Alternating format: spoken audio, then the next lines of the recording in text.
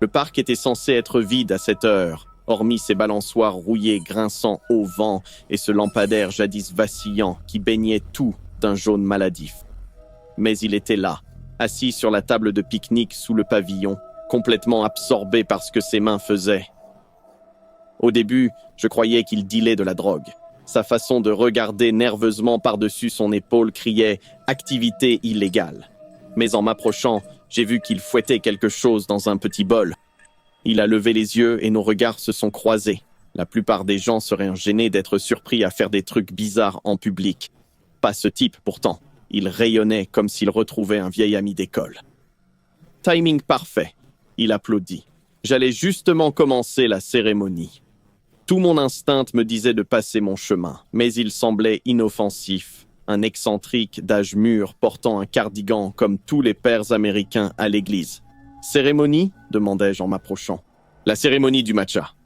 Il faut 2 personnes, sinon ça porte malheur. » Il désigna le banc vide en face de lui. « S'il te plaît, j'attends depuis si longtemps quelqu'un pour partager ça. Je ne sais pas, mec. Je devrais vraiment rentrer. » Son sourire vacilla et le désespoir traversa son visage. « S'il te plaît, tu ne comprends pas. Je ne peux pas faire ça seul. La cérémonie doit être partagée, sinon elle ne me pardonnera pas. » Elle ? J'ai jeté un coup d'œil autour du parc vide, mais nous étions complètement seuls. « Une petite tasse de matcha » supplia-t-il. « C'est tout ce que je demande. » Je ne voulais pas être impoli. En plus, il semblait fragile et avait vraiment besoin de compagnie. Je l'ai rejoint. Le banc était froid et humide, et l'air empestait la rouille, comme des pétales fanés trempés dans du métal. Il avait disposé tout le matériel avec précision. Il y avait un fouet en bambou, un bol en céramique noire, et même une petite cuillère pour mesurer la poudre. « Ma mère m'a appris ça, » dit-il, en recommençant à fouetter. « Chaque matin pendant 23 ans, nous avons partagé du matcha ensemble. C'était notre rituel. Est-elle décédée récemment ?» demandai-je, essayant d'être poli. « Il y a 3 mois. » Son fouet ne s'arrêta jamais. « Emportée par le cancer, mais elle m'a fait promettre de poursuivre la cérémonie. La tradition ne doit pas mourir avec moi, Marcus, m'a-t-elle dit. C'étaient ses derniers mots. Marcus. J'avais maintenant un nom pour ces vibrations inquiétantes émanant de lui. Il finit de fouetter et divisa soigneusement le matcha entre 2 bols. Le matcha semblait trop vif, presque luminescent. Il m'en glissa un. « Ensemble, dit-il, soulevant son bol des 2 mains. À 3, 1, 2. Je levai mon bol également. La vapeur dégageait une odeur amère et terreuse qui rappelait la terre après la pluie. 3. Nous avons bu une gorgée simultanément. Dès que ça toucha ma langue, mon âme frissonna. Ce n'était pas du matcha. Ça avait un goût calciné, comme de la terre raclée d'un foyer. Le sable collait à mes dents tandis que le burger jambon-fromage tournait dans mon ventre. Je crachais, toussais, tentant d'éliminer l'amertume qui enrobait ma bouche comme de la cendre.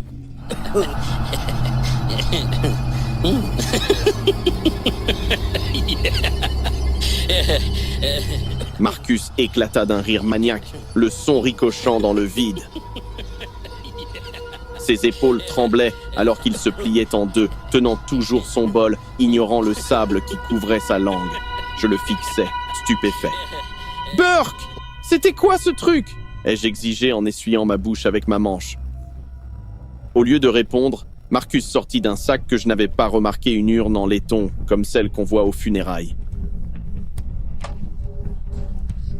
Une petite plaque à l'avant indiquait « Mère bien-aimée, Émilie ». Elle voulait rester dans la cérémonie pour toujours, dit Marcus entre 2 fous rires. Alors j'ai fait en sorte qu'elle le puisse, chaque fois que je bois du matcha, comme avant. Le goût dans ma bouche prenait soudain un sens horrible. Je me levai brusquement, mais mes jambes étaient faibles. « Tu as mis ces cendres ? Qu'est-ce que... Tu es fou ? Je suis dévoué !» hurla Marcus en dévissant le couvercle de l'urne. 23 ans qu'on a fait ça ensemble, mec, et maintenant tu en fais partie aussi. Il inclina l'urne et versa la cendre grise directement dans sa bouche, mâchant et avalant comme des bonbons. Les cendres coulaient sur son menton, couvrant son cardigan d'une poussière crayeuse. Il émettait d'horribles bruits d'étouffement, mais continuait à s'enfourner des poignées dans la bouche. « Tu me manques, maman, tellement » halta-t-il entre deux bouchées. J'ai cherché mon téléphone à tâtons. Mes mains tremblaient si fort que j'arrivais à peine à composer les 15. Marcus vomissait maintenant, cendres et salive écumant au coin de sa bouche. Ses yeux s'étaient révulsés, ne montrant que du blanc. 15. Quelle est votre urgence? Il y a un homme à Riverside Park, chuchotai-je en m'éloignant de la table. Il mange les cendres de sa mère. Il s'étouffe maintenant. Oh mon Dieu, il est... Marcus devint soudain complètement immobile. Pendant un instant, j'ai cru qu'il était mort. Puis sa tête s'est relevée brusquement et il me fixait, les dents couvertes de cendres dans un sourire malsain. « À ton tour !» murmura-t-il. J'ai immédiatement pris la fuite, mais je l'entendais me poursuivre vers la rue. La police l'a retrouvé plus tard, inconscient. Il avait apparemment glissé en tenant l'urne et s'était fracassé le crâne sur la table de pique-nique. Ils ont dit qu'il était dans le coma, son cerveau ayant gonflé suite au choc. Il a perdu sa mère récemment, expliqua l'agent. Ses voisins disent qu'il agissait étrangement depuis l'enterrement. Le deuil affecte les gens différemment, je suppose. Je n'ai plus bu de thé depuis cette nuit-là. Même le café a désormais un goût de cendre. Et parfois, en rentrant tard du travail, je jure sentir cette douceur terreuse dans l'air, m'attendant presque à voir Marcus à cette table avec son fouet, son bol et son horrible sourire, voulant partager son thé matcha. La cérémonie nécessite 2 personnes, après tout. Tout le monde au bureau connaissait Brian comme le gars du matcha. En 3 mois, depuis qu'il avait rejoint notre équipe marketing, je ne l'avais jamais vu manger un vrai repas ou même regarder une tasse de café. Juste des mugs sans fin de cette poudre verte, fouettés directement à son bureau. On pensait que c'était juste une autre lubie bien-être, jusqu'à ce que Brian passe en mode secte. Il interpellait les gens en pleine réunion, comme si c'était sa mission personnelle. Les buveurs de matcha ne font pas d'erreurs stupides, a-t-il ricané après que j'ai raté une diapo dans la présentation client. Peut-être que si tu te détoxifiais de temps en temps, ton cerveau commencerait à fonctionner, Daniel. Sarah a levé les yeux au ciel de l'autre côté de la salle. Nous avions tous les deux atteint notre limite avec les jugements constants de Brian sur les choix de chacun. J'ai signalé ça au RH qui m'ont dit qu'il était juste passionné de bien-être, qu'il lui parlerait, et voilà. Le point de rupture est arrivé pendant un travail de nuit. C'était juste nous 3 qui nous dépêchions de finir un projet urgent. Brian rejetait chaque idée que Sarah et moi proposions. « Ta pensée est embrouillée », répétait-il sans cesse. « Le thé vert ouvre l'esprit. Le café le ferme complètement. Pas étonnant que ton esprit soit si bloqué. » Quand il a finalement disparu dans la salle de bain vers 22h, Sarah m'a regardé, exaspérée. « Oh, je ne peux pas supporter encore 4 heures de ça, Dan, » gémit-elle. C'est là que j'ai repéré sa réserve sacrée de boîtes de matcha alignées comme de petits soldats arrogants sur son bureau, et une idée m'est venue. « Tu penses ce que je pense, Sarah ?» Avec un sourire malicieux, elle répondit. Donnons une leçon au prophète du matcha. Nous avons rassemblé toutes les boîtes de sa précieuse poudre et les avons emportées aux toilettes du bureau. Sarah gloussa d'excitation quand j'ai ouvert le premier contenant et versé la poudre vert vif dans la cuvette. Tellement satisfaisant. Sarah pouffa tandis que nous évacuions des mois de sa collection coûteuse, regardant l'eau prendre une teinte verte surnaturelle. Quand nous avons terminé, nous avions détruit pour au moins 300 € de son stock. Voilà. Peut-être qu'il va enfin se taire sur la supériorité du dieu matcha, dis-je en nous installant à nos bureaux. 20 minutes plus tard, Brian revint de sa pause et alla directement à sa station de matcha. Je l'observais depuis mon ordinateur quand il prit sa première boîte et fronça les sourcils. Il ouvrit ensuite la 2e, la 3e, puis la 4e. Pendant quelques secondes, il fixa ses boîtes vides, comme si elles prouvaient que l'univers s'était retourné contre lui. « Où est-ce » siffla-t-il entre ses dents serrées. Sarah et moi avons continué à travailler, l'ignorant totalement. « Où est mon matcha » répéta Brian, serrant les dents si fort que je croyais qu'il allait casser 1 ou 2 molaires. « Mais peut-être que tu en as plus » balbutia Sarah. « Alors que je viens de recevoir 8 boîtes de grade cérémonielle ce matin ?» Ses mains tremblaient, tandis qu'il fonçait vers mon bureau.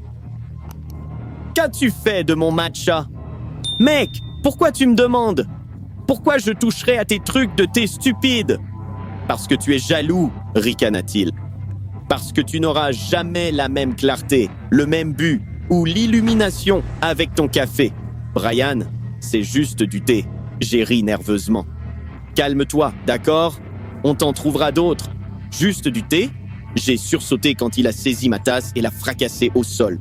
Le matcha, c'est la vie. Le matcha, c'est la conscience. Sans lui, il n'y a que ténèbres et confusion. Sarah se leva, reculant vers la porte. « Brian, calme-toi s'il te plaît. C'est toi, m'accusa-t-il. Tu as tout ruiné. Des mois de purification.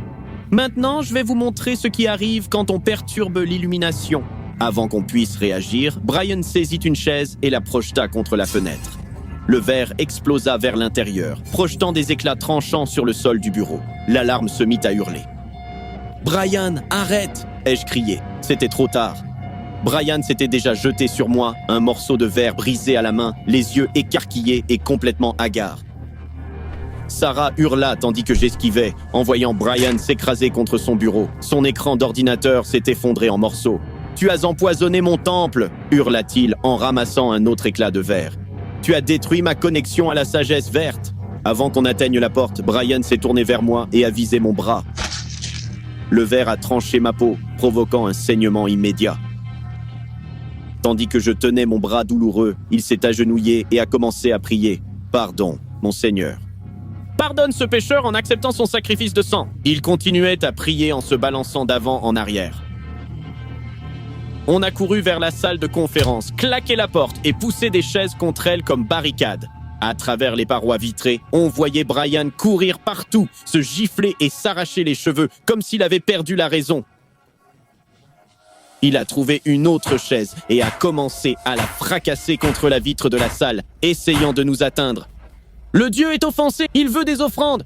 Je dois vous sacrifier tous les deux. Je dois le faire. » On a dû appeler les flics. Il a fallu 3 policiers pour maîtriser Brian qui se débattait, délirant encore sur les cérémonies de thé et la purification mentale, saignant toujours des coupures sur ses bras et ses mains. L'agent Thompson a pris nos dépositions. Nous avons avoué avoir jeté le matcha, nous attendant peut-être à un sermon sur les blagues au bureau. « Vous n'aviez aucune idée de ce à quoi vous aviez affaire », a-t-il dit plus tôt. « C'est une grave maladie mentale que vous avez déclenchée. Vous auriez pu mourir. » Ils ont trouvé l'appartement de Brian rempli de matériel pour le matcha valant des milliers d'euros, des journaux détaillés sur l'illumination par le thé et des preuves qu'il consommait des quantités dangereuses de caféine depuis des mois. La poudre était la seule chose qui stabilisait sa psychose, a expliqué Thompson. En la supprimant, vous avez retiré son ancrage à la réalité. Brian a passé 6 semaines en observation psychiatrique. L'entreprise a payé des séances de thérapie pour Sarah et moi, mais je n'arrivais pas à effacer l'image de lui, hurlant à propos de sacrifices humains. J'aurais dû remarquer les signaux d'alerte quand elle a refusé de me laisser signer ce contrat de colocation autrement qu'à l'encre verte. Malgré tout, j'étais désespéré de trouver un logement près du campus et Vera semblait assez normale lors de notre bref rendez-vous au café. L'appartement était exactement ce que je cherchais. En une semaine, j'ai emménagé. Le premier matin, je me suis réveillé à ce bruit rythmique bizarre venant de la cuisine. Fouet, fouet, fouet. Je suis sorti en pyjama, m'attendant à la trouver en train de faire des crêpes ou quelque chose du genre. Au lieu de ça, Vera se tenait au comptoir dans un silence total, fouettant une poudre verte dans un bol en céramique avec une précision chirurgicale. Je l'ai vue compter à voix basse. 78, 79, 80. Avant qu'elle ne soulève le bol des 2 mains, baisse la tête comme en prière et prenne une minuscule gorgée. Rituel matinal, gloussa-t-elle quand elle m'a vu la fixer. Le matcha m'aide à me réveiller. J'en ai ri et suis retourné dans ma chambre pour continuer mes révisions. À 9h, les choses sont devenues encore plus étranges. Je suis sorti de ma chambre pour trouver ma cafetière débranchée et fourrée au fond d'un placard. « Oh, ce truc !» a dit Vera quand je l'ai interrogée. « Je l'ai déplacé. L'odeur perturbait ma pratique du matcha. » Perturbait? Comment? Elle a fait une pause, tenant son fouet à matcha comme un objet sacré. Le café crée le chaos dans l'esprit. Le matcha apporte la clarté. J'ai rebranché la machine et préparé ma tasse habituelle de mi-matinée. Vera m'observait depuis l'autre côté de la cuisine, ses yeux suivant chaque mouvement. Quand j'ai pris une gorgée, elle a visiblement tressailli.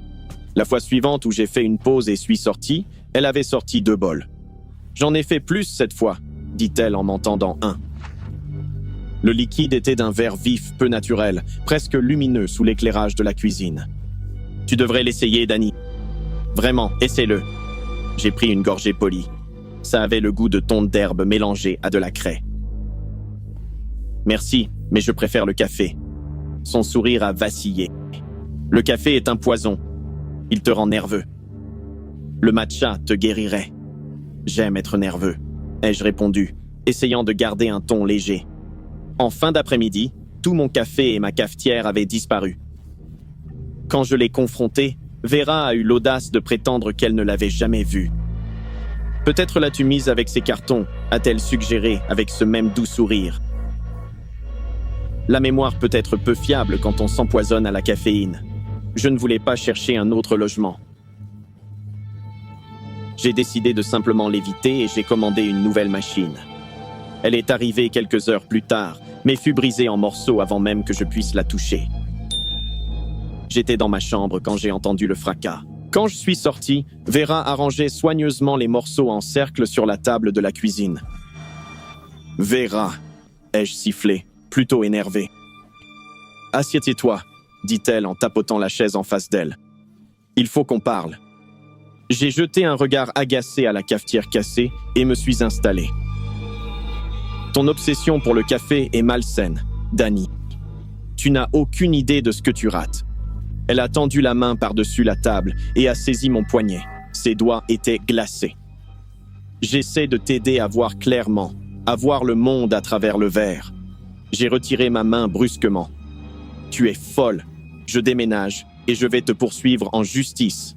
C'est là que son masque a complètement glissé. Vera était furieuse et ressemblait à une enfant à qui on avait pris son jouet préféré.